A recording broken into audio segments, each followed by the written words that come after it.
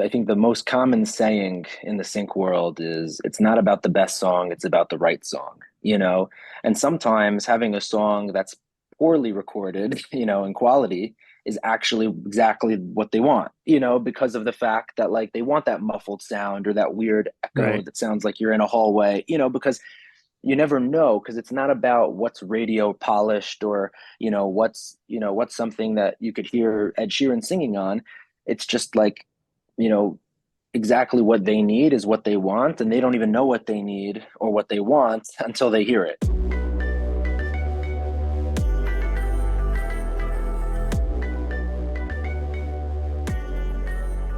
Hello, you beautiful music creatives. My name is Mac Boris, the founder of Musician Guidance, and it is my privilege to officially welcome you all to the Musician Guidance podcast. Our guest today is a songwriter and vocalist, as well as the CEO of Maximus Music Group, a multifaceted music licensing company made up of 100 plus composers, music producers, songwriters, and artists, creating music primarily for TV, film, and commercials. Without further ado, it is my honor to welcome Max Elefant to the podcast. Max, how are you doing today? I'm good. Thank you for having me, Mac. I appreciate it. It's my pleasure. I'm excited for this episode. Music licensing is something that we're going to be diving into, and it's something that I personally have so many questions about. I know our community does. It's a very interesting niche within the business, so I'm excited to pick your brain. But before we do that, for those that haven't, come across yourself yet, can you give us a little background onto your journey into the music business and how you got started as a songwriter and vocalist? Yeah, no, absolutely. I've always loved music, as I think everybody in the music industry has, growing up on music, singing and dancing, and ultimately writing. I kind of found my way into taking music, I guess, as more of a profession and less of a hobby. First as songwriting for myself, wanting to be an artist, wanting to get out there, releasing some songs, as an artist in 2018, 2019, and then kind of slowly moving my way towards I guess, preferring the songwriting aspect of it, not necessarily being out in the spotlight, but rather, Hmm.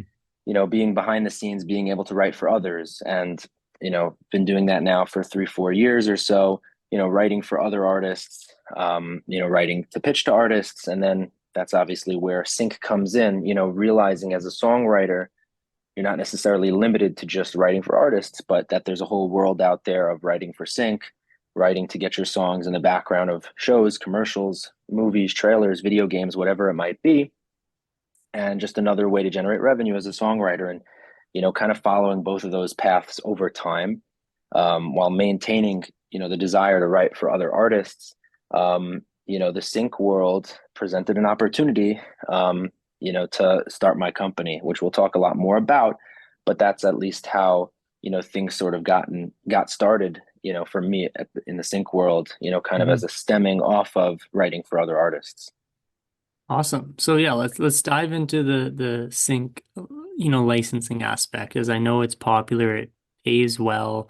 I know there are a ton of questions about it that I personally get asked. So one here is directly from our community, and it's for those that simply want to get started with licensing their music for sync. Can you just walk them through kind of how that process works? Yeah, absolutely. So, typically for every, TV network, film studio, production house, trailer house, anyone who's making a motion picture project, one element that they're typically going to have as one of their needs is the music that goes behind whatever they're displaying. Hmm. And, each little, pocket of the motion picture world, whether you're in TV, whether you're in film, people sometimes do it differently and everybody does what works for them.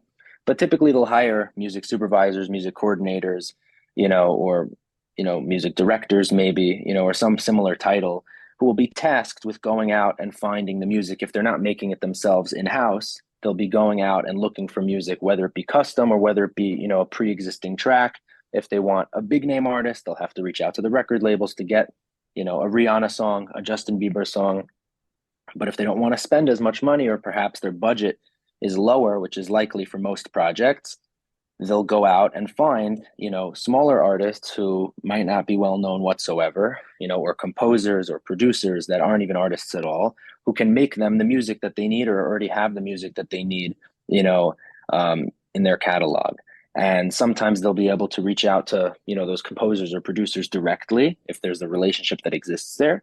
But oftentimes that's not the case. Oftentimes, a music creator will have to go through what would be called a music licensing agency, a sync agency, like the one that I've, started.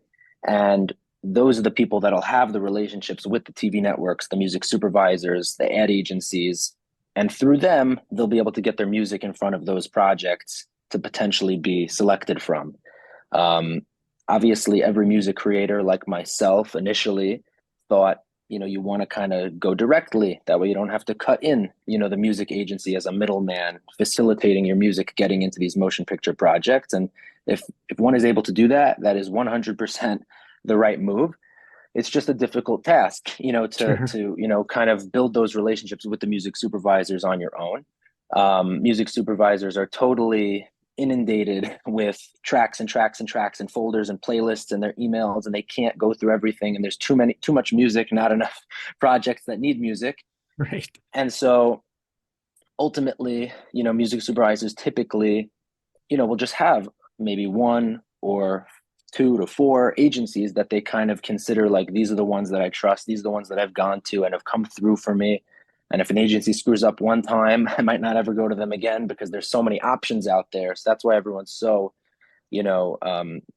careful with how they conduct themselves. And we'll get into that as well. But, that's kind of what got me thinking, it's harder for me to kind of go at it as an individual. So I started the company, I guess as a means of having a bit of a more appealing pitch in my networking endeavors. When I go out to meet music supervisors, coordinators, try to build those relationships with people on that end of the industry. Now I'm not coming at it from trying to just pitch my own music as a Right. songwriter with, with my own limited catalog of songs, but now I'm coming at it, with a whole plethora of composers and producers and artists behind me. And I'm just the businessman. I am the agency that has that respect, because I'm not, just the songwriter. The agent. I'm the Mhm. agent that represents a whole library of music in various genres and styles, and, a quality that, when people listen to it, they know it's good. And, therefore there's that respect there, and people take you a little bit more seriously coming at it from the business front. Um, but I think that's a little bit about, I guess, the mechanics of it. And I think that's kind of how I spiraled from being sort of only a creator to, I guess, dipping my toes a little bit more into the business side of the industry. Definitely. Yeah, you mentioned a lot of things there, which I want to Yeah, ask, follow-up questions on. One of please. the things you mentioned there was that there's more music than there are projects. So it's a very, competitive space. And I understand that, the exact composition would depend on the brief or project that the, company is looking for. When looking at it broadly, though, have you found any commonalities or similar components you see in songs that get placed? Like, are they a certain length? Do they have certain instruments or anything like that? I mean, it's really hard to say. You know, I think the most common saying in the sync world is it's not about the best song, it's about the right song. And sometimes having a song that's poorly recorded, in quality is actually exactly what they want, because of the fact that like they want that muffled sound or that weird echo Right. that sounds like you're in a hallway, because you never know, because it's not about what's radio polished or what's something that you could hear Ed Sheeran singing on. It's just like, you know exactly what they need is what they want, and they don't even know what they need or what they want until they hear it. And so people are always asking me, is there a specific genre that your agency needs more of? And I'm just like, we want more of everything, because there's never too much, because you don't Yeah. know what they're going to want. So if they ask me for something in this genre and we send them the best selection of what we have in that genre, I want more of that genre so I could give them more to choose from. Ultimately, there's tons and tons of motion picture projects going on. I mean, now all these streaming stations and, and platforms, and, they're just making show after show after show after show. But at the same time, like, everybody in the world can make music so easily now at various qualities, and it's just, overwhelming. I mean, I don't know the statistics now, but I'm always hearing these massive amounts of songs released on Spotify every single day, Yeah. and like there's how much more that's not released on Spotify that's also pitched to sync, it's just like an insane amount of music that's out there, and maybe not everybody yet knows about the sync world, so it's not 100% competition yet, but I mean, it's insanely oversaturated already, Right. and more people are hearing about the sync world, every single day. Yeah. It's only going to get more competitive for sure. You Yeah. mentioned the importance of kind of having, of, I guess, not knowing what, like, right song, right time, pretty much. And so, from an agency standpoint, I can totally understand why having a diverse catalog is important. Dialing it back to like songwriters and artists and composers, would you say when they're building up their catalog, it's important to be diverse too, or focus on one specific type of music that they can do, better than anybody else? So whenever there's a project relating to that, they're like the kind of the go-to person. Yeah, so I think it depends. I think that if a person can do multiple genres at a high quality, then that's probably, a good thing to do, because then they're increasing the chances that, if there's a certain genre that's being looked for, they're a player who can be involved, Hmm. whereas if somebody's just doing rock music, then they're only going to be relevant in the rock world. Now, if a person is specifically really good at some genre that's totally uncommon, somebody's like really, really good at making like Italian music, or somebody's really, really good at making, J-pop, or somebody's really, really good about some genre that you don't see a lot of, then that, I mean, not that they should only do that if they could do other things, but they should definitely put a little bit of an emphasis on that, because now if that genre is being looked for, they're the guy and nobody else, because nobody else Yeah. is doing that. So if like they're just good at pop, okay, so like the whole world is good at pop, what's separating you? Obviously if that's all you could do, that's all you could do. But I think if you have a genre that's a little bit like less common, that you could be the source of that sound, because where else are people going to go to get it? That's definitely something to emphasize. But if you're just good at a lot of the general genres, you're good at pop, and you can do R&B, and you can do hip hop, and you can do rock, and you can do, country. That's a pretty already wide variety, Yeah. and Yeah. you'll be kind of like, you know, a lot of briefs will be applicable to you, because you'll be able to make something like that, or maybe already have something like that. Absolutely. Yeah. No, that's great insight. Um, One thing I'm curious about this, I sync is not like I know a little bit about it. I don't know the ins and outs of it. So this is a question I'm, personally interested in. I know to give some background, I know of, artists that have, got these great songs produced, but they don't feel it's the right time to release it.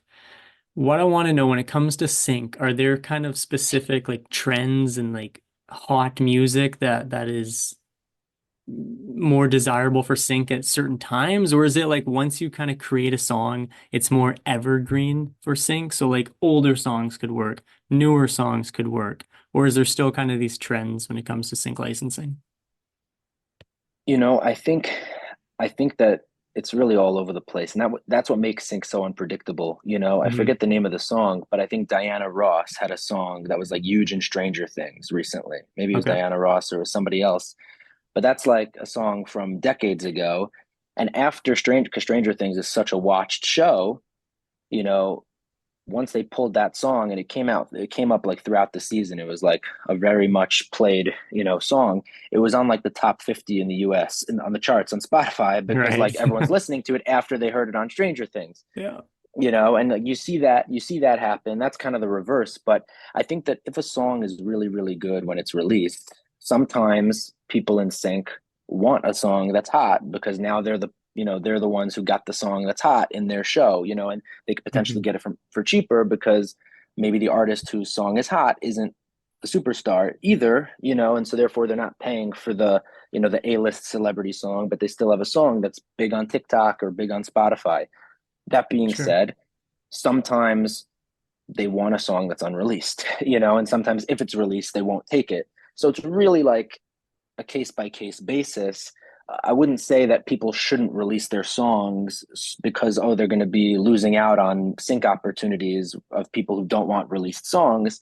If you want to release it, you should release it. You shouldn't base your decision off of that.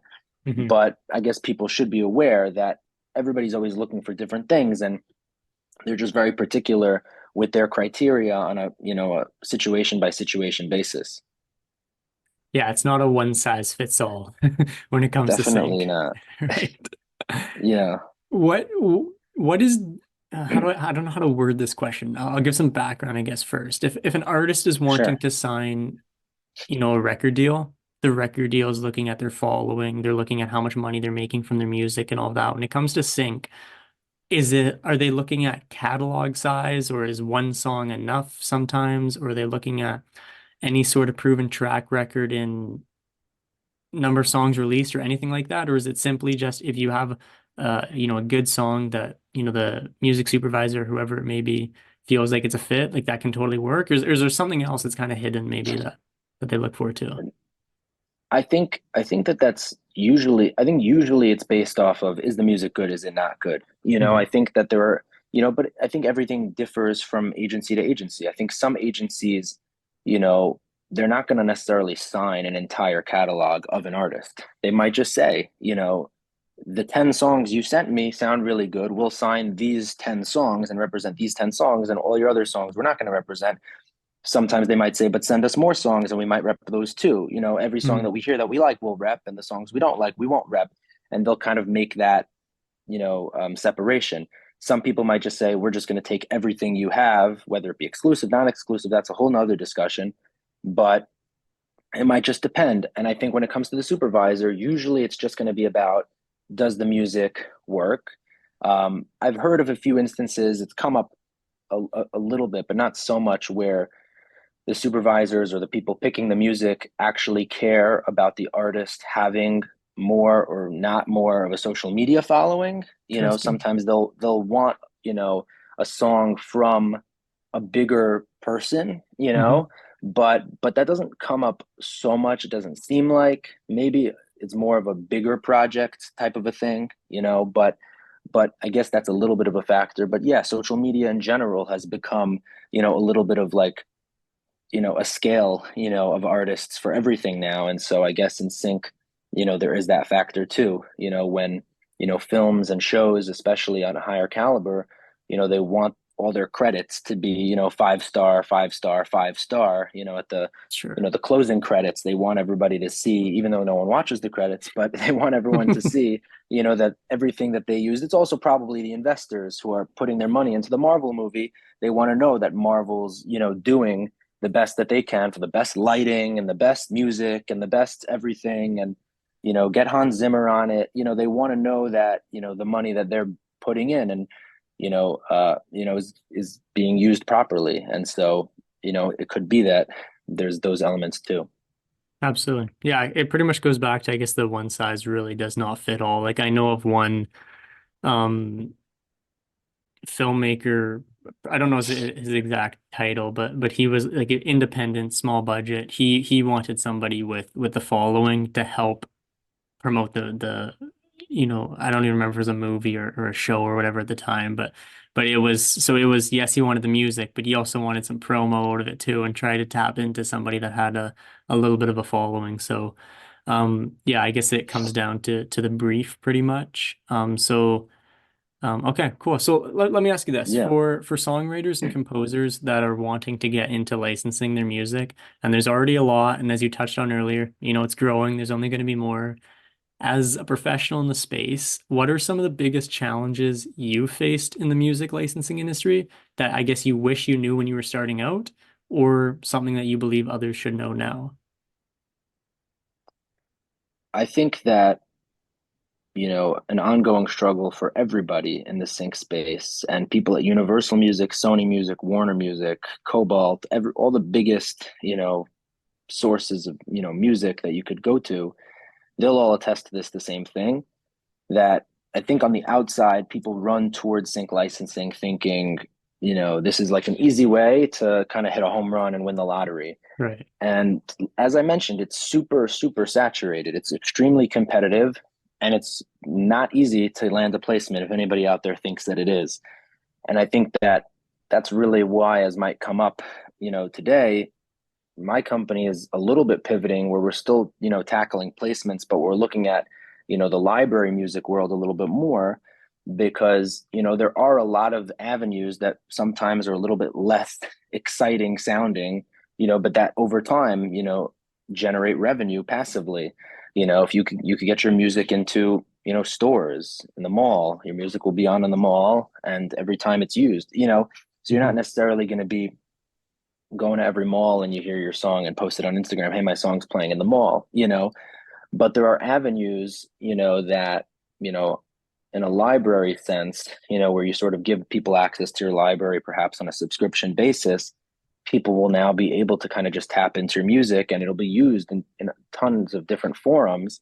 Right. But you'll sort of now not be worried about that home run Coca-Cola commercial, which we could still try to go after, but you'll still be seeing sort of like that slow growth, in a Mhm. maybe even a bigger way than people see with Spotify streams.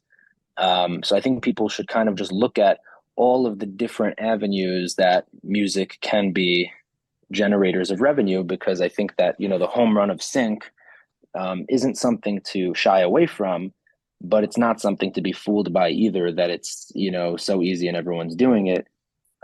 People are doing it, but it's, there's a lot of music and, there's a lot of placements happening, but all of those placements are just a small percentage of all the people who pitched, towards it. Absolutely. Yeah. So where do you see the future of music licensing evolving, and what, I guess, trends do you anticipate in the coming years, or I pitching mean, I think a styles or lot's, stuff like that? yeah, Yeah. I think a lot's going to depend, and I'm not really so knowledgeable on this area, but a lot's going to depend on how things shake out with AI and how people, how Sure. legally they decide AI is allowed to work and not allowed to work. And also, it's going to depend upon how quality wise AI is able to make the music. We know AI can make music, but we still, I think, most people still feel like it's still missing that human touch a Hmm. little bit. And we'll see, obviously, if the AI creators are able to kind of, resolve that and make it like it's really, a human making it.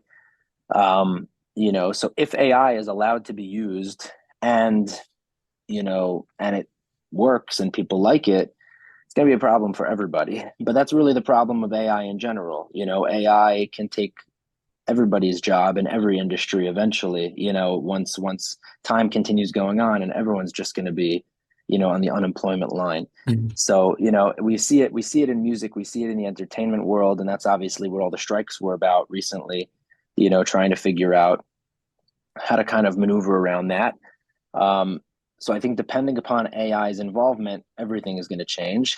But I mean, again, a lot of people are more and more people are finding out about sync even without AI. It's becoming, very difficult.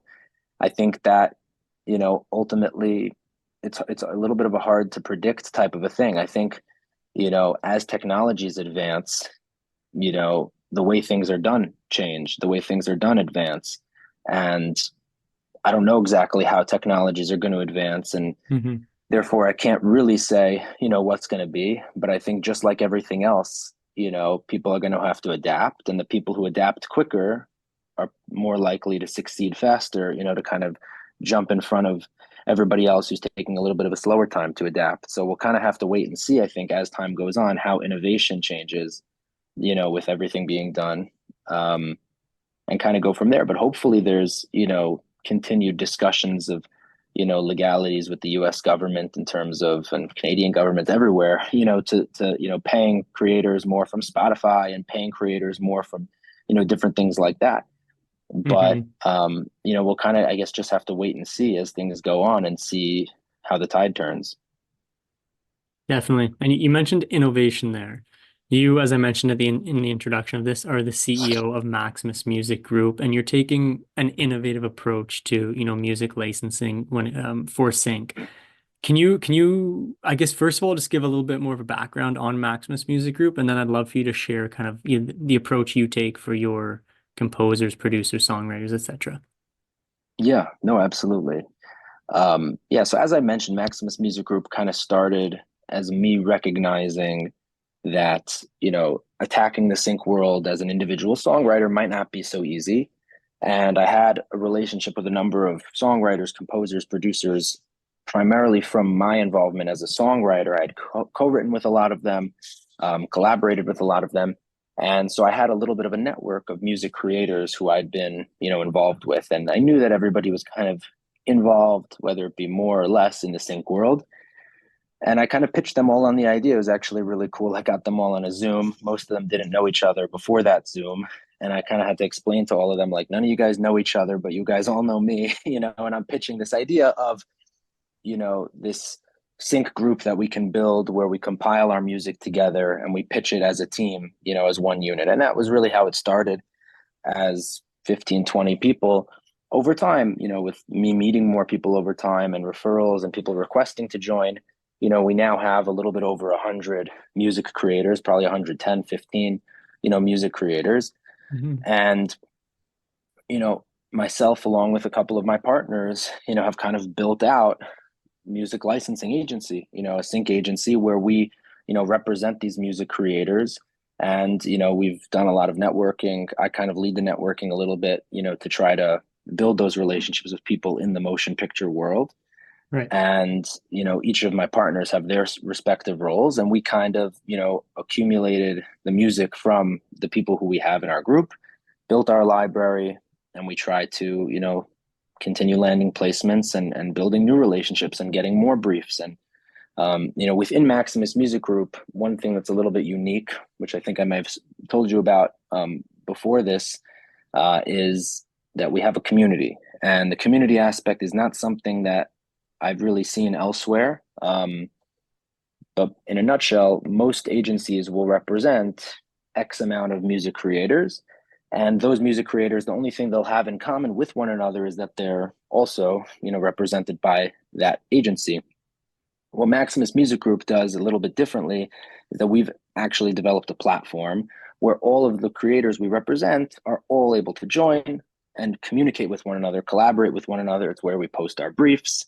And, I guess there's that added excitement or added benefit to each music creator, besides for now having your music represented by the agency. You're also now jumping into a pool of music creators who you could collaborate on for briefs we send out, or even personal Right. projects as well. And so for producers who don't sing and don't write, now they're meeting vocalists who write, and top liners, and singers are meeting producers who can build out tracks for them. And we've had it many, many times where we've posted briefs and you see in the chats that we have, people jumping on, hey, does anyone have a track like this? I'll write to it. Is anyone, vocalist? And That's you see them awesome. pair, Yeah. yeah, you see them pairing up, and it's really, really, cool to see. And at the same time, I don't necessarily see it so much in front of me or in the chats because it might go to, private conversations, but I'm sure that there's been collaboration for, private projects unrelated to sync as well. An artist has an artist project that they need a producer for, and now they're in a pool of a number of producers, and they can find the right one for them. And so that community aspect, I think, has been really great and perhaps innovative. um and yeah, I think might have answered your question. I don't remember if there was more to your question, but No, that was great. I appreciate that. And are you looking for more songwriters, producers, etc. to join? yeah, for sure. It's always the more the merrier, and one of the things that we're actually pivoting towards, within this, new library approach is actually, you know, a sort of a two-way subscription model, and so what we're hoping to do now is build beyond just representing, the music for sync, and beyond, allowing for the creators to kind of, jump into the community, but a whole slew of other benefits that we're building out right now actually on our platform, you know, allowing for more high quality remote collaborations, the whole library aspect, to what we're trying to do. And, it'll be a two-way, it'll be subscription based for the creators to join and have access to some of those, additional benefits. And at the same time, the library would be subscription based for end users to, pay a yearly fee to have access to the library and, into the songs within it. Um, so definitely we're looking for more creators always, because again, it just strengthens the community. It adds to the library and the library's quality and the library's diversity. And again, it's not about the best song, but it's about the right song. And so the more songs we have, the more potential right songs we have. Um, so absolutely, if it's a composer doing cinematic music, whether it's a producer who's doing pop and hip hop, or a Hmm. songwriter in Nashville doing country, or an artist, any genre, any music creator, the more the merrier for sure. Absolutely. So let's say I'm a creator and I, want to get started with you. You mentioned, which I actually really like this. You mentioned, yes, you can go after those, home run projects like Coca-Cola, but I mean, I can only imagine how competitive those are. So Yes. for the other types of projects, let's say that are, I don't want more realistic, I'll say, just because they probably are, rather than chasing that big home run. What would the payout look? So let's say I get started with you, I'm successful in getting a placement. How does sync pay, I guess, is what I'm getting at here. Sure. So, as you could probably guess, every case is different in terms of the project. The splits between agency and the member of our agency would obviously be the same. On a project by project basis, but Hmm. every project is different. Ads and TV and film and trailers could all be different, and they could all be the same, and it could all. It's really just a matter of what does that specific project have in its budget, and how much of their budget are they devoting to music. And every project is going to be different based on those calculations that they make. There will be typically a sync fee paid out, just to simply use the music. And then typically every time the music airs, there would be, back end splits again between, well, it also could depend. Some agencies won't take any back end. And so they would allow for the music creator to collect all the back end. Sometimes the person who's making the film wants to just buy out the music outright, and then nobody's Hmm. getting any publishing whatsoever. Sometimes that's more common by custom music, more so than if it was somebody's actual song. But ultimately, there would be a sync fee at the beginning. That's usually there, and then the publishing splits would be there as well, assuming that there was not a buyout in the situation. And but really every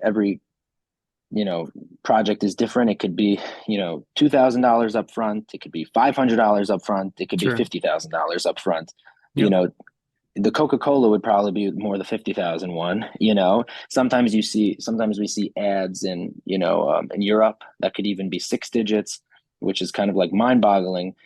But it's difficult to land, and the bigger the project, is not necessarily true how many people are competing for it, because again, every supervisor could, they could just go to one agency and say, hey, we're doing the Coca-Cola thing, you're the agency we trust, so we're coming Right. to you. We've gotten briefs, sometimes where we know for a fact other agencies have also gotten the brief, and we're like, okay, there's just like 10 agencies, 20 agencies that have gotten this. This is like a garbage brief. Like they're going to be going through hundreds of tracks, if not more.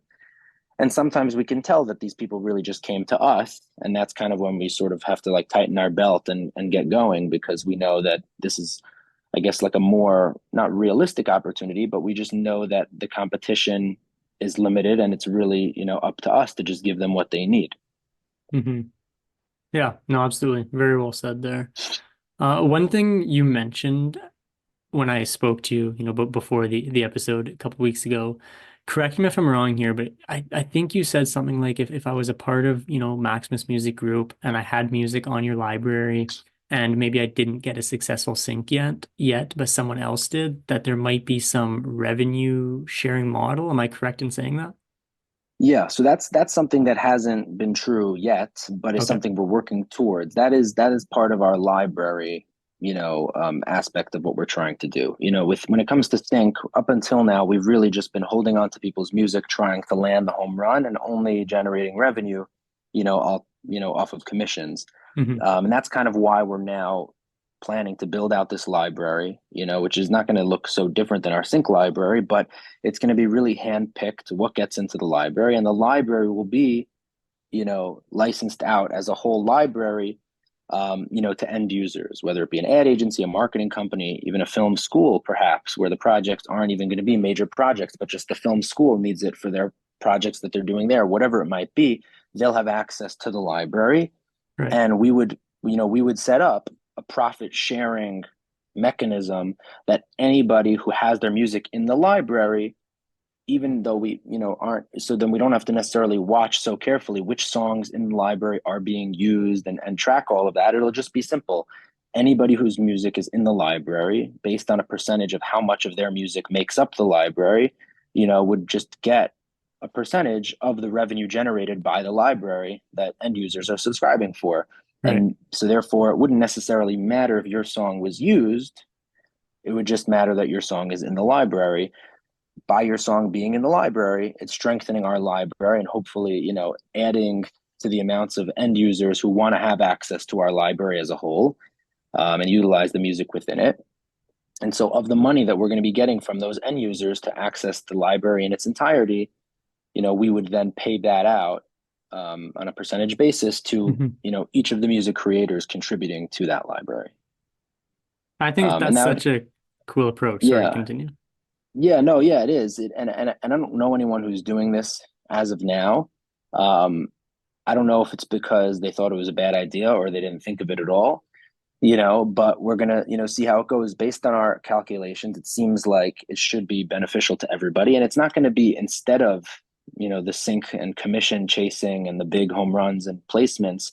It's just going to be in addition to, Hmm. and, um, you know, we'll be kind of talking to all the same people for both of those endeavors. It'll just be, a different avenue that an end user can utilize our music. It could be they just want one song, a one-time use, and they're just gonna, that'll be a placement. It could be that they're thinking in their head, oh, we have lots of projects that are coming up. If we're a film school, we have lots of projects, that we do.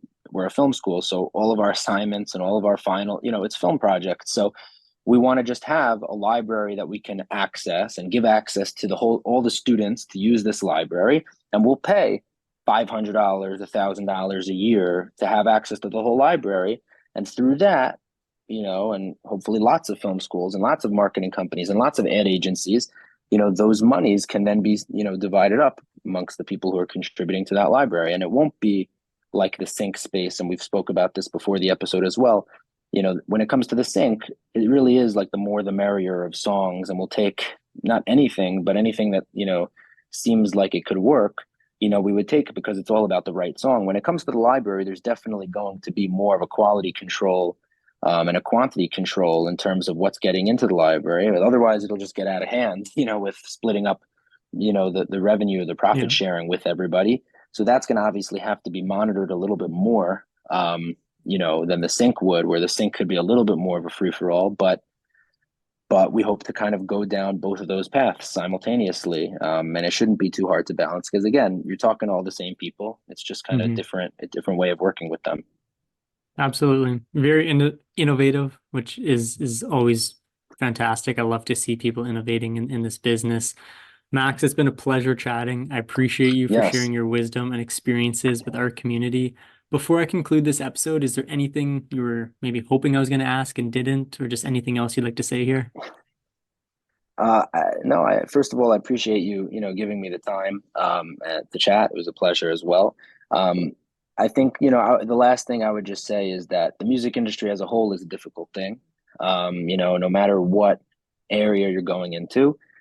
So whatever you decide to do as a music creator, you have to be passionate about. If you want to Mhm. sing, you have to sing. If you want to songwrite, you have to songwrite. If you want to play guitar, bass, any instrument, if you want to chase writing for artists versus sync or sync versus artists, you want to own a studio, whatever it is you want to do, you have to be passionate about because if you try to do something, and I can speak from experience, if you try to do something just because that's the moneymaker and I used to tell myself, oh, I just want to be in the music industry. Whatever it is that I do, I don't care. As long as I'm in the music industry, I'll have fulfilled my dream of, working in the music industry. And, it's not really true because I think if you'll realize that if you do something within the music industry that isn't really the thing in the music industry that you wanted to do, Sure. it's just like doing another job that you didn't want to do, like a lawyer or accountant or a pharmacist or whatever else. You have to do the thing in the music industry that you wanted to do.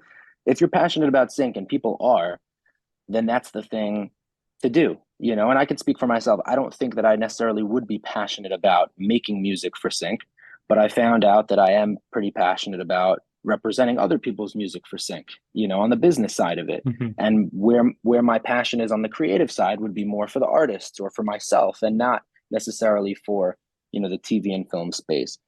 Because if you're not passionate about it, you're not going to work hard enough at it. You're not going to be excited enough about it. And ultimately, it's only the people who work the hardest, who are the most driven, the most passionate, who are the ones who are going to succeed. Because if you're not, then at some point, when you keep hitting that wall of not success, then you just give up because you don't care that much about it. You have to be the type of person who, no matter how many times you hit the wall, giving up isn't an option because you just care for it too much, that like it's just sort of, when you fail and fail and you fail and fail and fail and fail, it's just okay, but what's the next idea? What's the next way to try to do it? What's the next, um, so sync, you're definitely going to fail a lot and hit the wall a lot. And so I'm not trying to intimidate anybody, but if you're not passionate about it, then it might not be the place for you to run towards, but if you are, then it's exactly the place to run towards. And I think Maximus Music Group is a great place to start. We've been doing some really cool things, and we're in the process of doing, even cooler things, as we spoke a little bit about today, and stuff that are things that are still really in motion right now as we speak. So you could definitely check us out at maximusmusicgroup.com. Check me out on LinkedIn, shoot me a message or, a connection request. You could reach out on Instagram as well, Max Elephants, my Instagram, and, we can chat. You could reach out to me as well if you're an artist looking for, songwriting. I have producers that, I work with, and, we're working with artists on a regular basis, producing their songs for their singles or, their albums. And, if you need anything, reach out to Mac. He can also help you. He can connect us as well. But you can reach out to me, on LinkedIn, on Instagram primarily. And happy to, chat if you guys have, specific questions about sync. And Maximus Music Group could hopefully, help those who are passionate about sync, get their music into places that'll generate them revenue and into places that they're proud of.